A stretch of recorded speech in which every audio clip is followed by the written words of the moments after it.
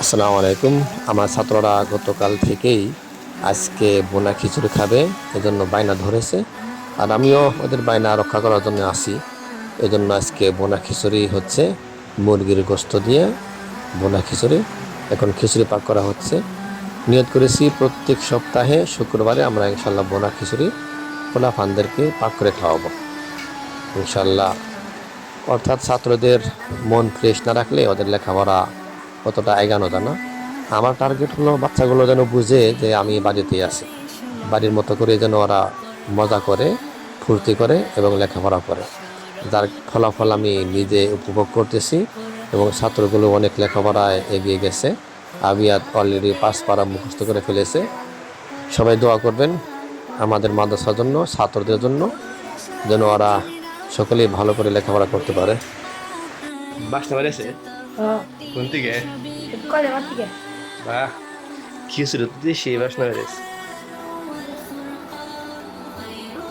বাহ, জেদু জেদু জেদু হয়ে গেছে আমাদের খিচুড়ি। এখন আমরা মুরগি পাক করব।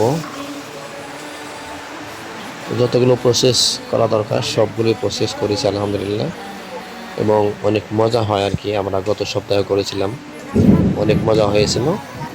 ইনশাল্লাহ আশা করি এবারও খুব মজা হবে। অর্থাৎ খাবারটা যেন খুব মজা হয়। গোস্ত দিলাম, কষাইলাম, তারপর কিছু আলু দিয়ে আর একটু কষাবো, তারপর পানি দিয়ে আমরা রান্না শেষ করে ফেলব। ব্যাস, এই তো রান্না। আমাদের সাথে থাকুন, আরও অনেক মজা আছে, দেখতে পাবেন ইনশাল্লাহ। কি বেদা দেখালা? এটা বক্ষণ করা হবে খিচুড়ি। লাভ কি সবার আগে হবে।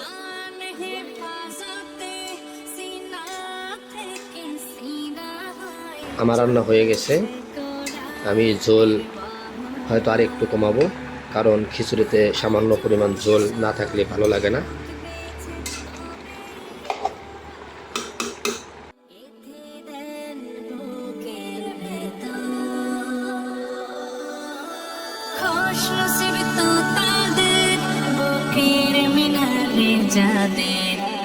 খুশ নসিব তো তাদের বুকের মিনারে যাদের সোনার মাঝে সুরে